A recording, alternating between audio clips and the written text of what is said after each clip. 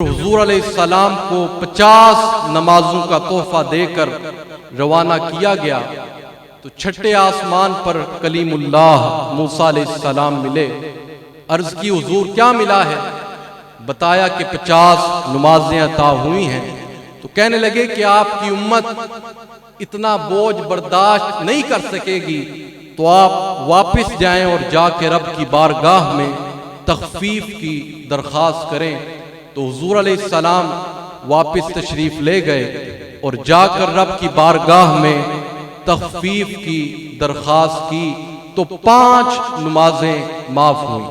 پھر آئے، پھر موسیٰ علیہ السلام نے کہا کہ وہ اتنی نمازیں نہیں پڑھیں گے، تو آپ پھر واپس جائیں۔ تو حضور علیہ السلام پھر واپس گئے، پھر آئے، پھر گئے، یہاں تک کہ 5 نمازیں باقی رہ گئیں۔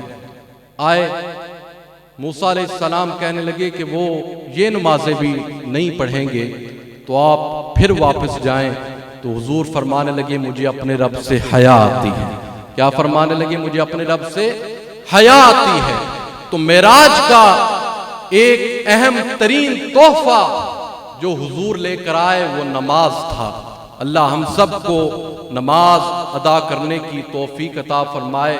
اور کسی نے کیا خوب کہا کہ جب مصطفیٰ مخلوق خدا کی بگڑی بنانے کے لیے فرش پر تشریف لائیں تو میلاد بنتا ہے۔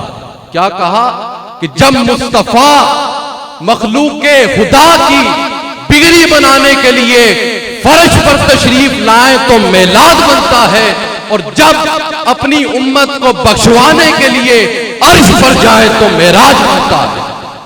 ادھر جائیں تو میلاد، ادھر جائیں تو معراج، اور سنی ہوتا ہی وہ ہے جو میلاد بھی مانتا ہے، معراج بھی مانتا ہے۔ تو جس تیزی کے ساتھ حضور علیہ السلام تشریف لے گئے اور واپس آئے، یہ ایک بہت بڑا امتحان تھا ایمان والوں کا، اور کفار نے اس پر بہت ساری باتیں کی۔ ان کی سمجھ میں تو یہ بھی نہیں آ رہا تھا کہ حضور مسجد اقصیٰ تک کیسے گئے، لیکن جو ماننے والے تھے، جو محبت والے تھے، انہوں نے کہا کہ سر عرش بھی گئے ہیں اور واپس بھی آئے، ہم اس کو بھی مانتے ہیں۔